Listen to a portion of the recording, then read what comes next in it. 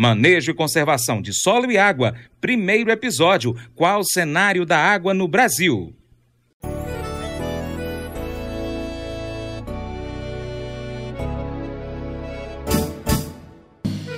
Acordo de manhã para prosear no mundo do campo, as notícias escutar. Vem com a gente em toda a região com o seu programa Paracatu Rural. Tem notícias, informação e o mais importante, sua participação. Programa Paracatu Rural. Programa Paracatu Rural.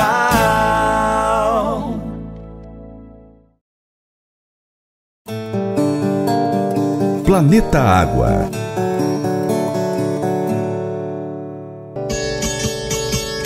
O solo e a água são elementos fundamentais de sustentação dos sistemas agrícolas e também naturais. Reverter o quadro de degradação de extensas áreas, otimizar o uso dos solos e da água, com potencial para aumentar a produção agrícola, contribuir para a mitigação de impactos ambientais e desenvolver novos insumos e sistemas de produção capazes de promover sustentabilidade ambiental, social e econômica pelas gerações presentes e futuras, são alguns dos desafios para o manejo e a conservação do solo e da água para os diversos ambientes, usos e estado de degradação das terras. Segundo a Organização das Nações Unidas, ONU, até 2030, a demanda de água do mundo deve aumentar em 50%, onde milhões de pessoas vivem em áreas onde o consumo é maior que a disponibilidade de água limpa e também de qualidade. A pesquisadora da Embrapa, Raquel Prado, falou à jornalista Juliana Freire no Conexão Ciência sobre o cenário da água em nosso país.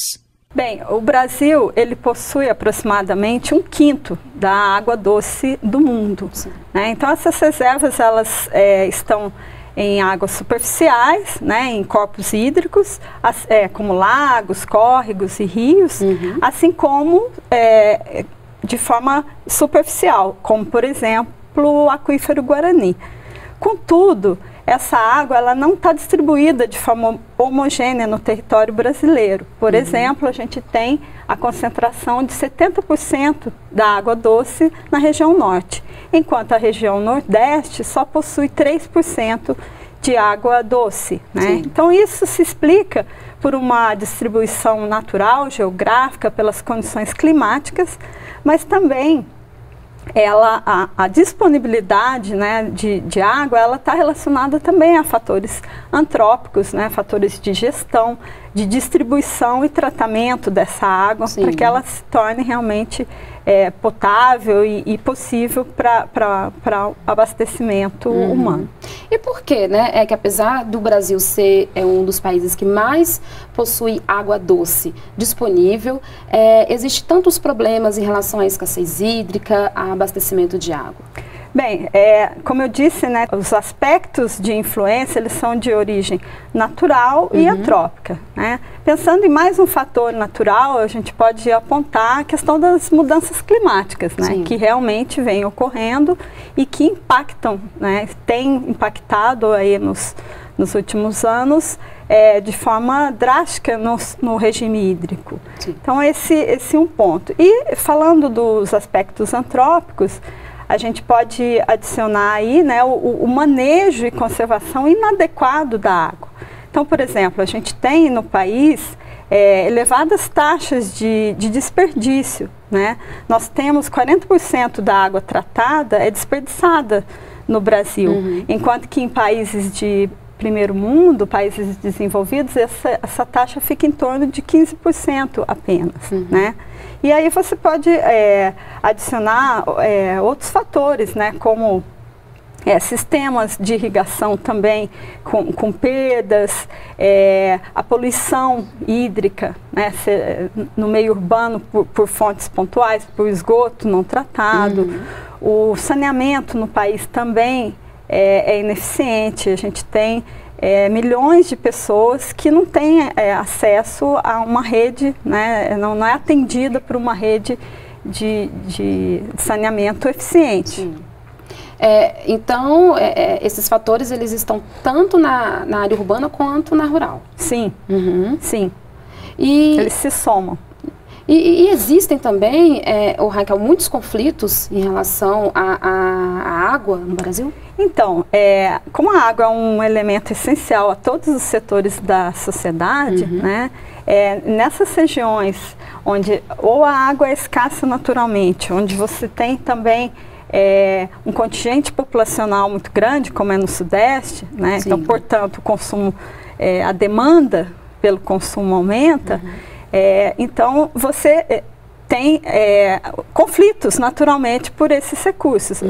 Esses conflitos ficam mais acirrados, né? Como é o caso que aconteceu, né, em 2014, 2015, com a chamada crise hídrica, onde o nível dos reservatórios ficou muito abaixo do esperado e o abastecimento público, né, da região metropolitana de São Paulo e do Rio de Janeiro ficaram comprometidos.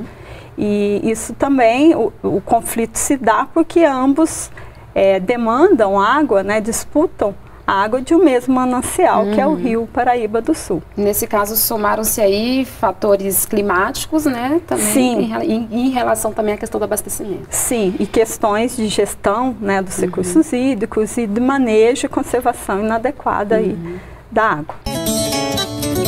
De acordo com o livro Manejo e Conservação de Solo e Água, da Embrapa, a evolução da conservação do solo e da água por meio do manejo ocorreu de forma a viabilizar a agricultura brasileira, dando sustentabilidade aos sistemas de produção agro-silvícolas. Mas somente a partir do início deste século, técnicos e agricultores se deram conta de que, além de minimizar o impacto ambiental da agricultura, mitigando as perdas de solo, água, nutrientes e matéria orgânica, estariam também contribuindo para o sequestro de carbono e reduzindo a emissão de gases de efeito estufa. No próximo episódio, a pesquisadora fala sobre o que contribui para comprometer a qualidade da água e também como está a água no meio rural. Quer saber mais? Pode enviar para a gente uma mensagem no nosso WhatsApp 38 99181 0123. E pelo WhatsApp nós temos diversos grupos de notícias, de negócios, grupos em que você pode debater política. É isso mesmo, nós temos diversos grupos. Entre em contato conosco e a gente envia a você o link para poder participar. Muito obrigado pela sua atenção, que Deus te abençoe. Tchau, tchau.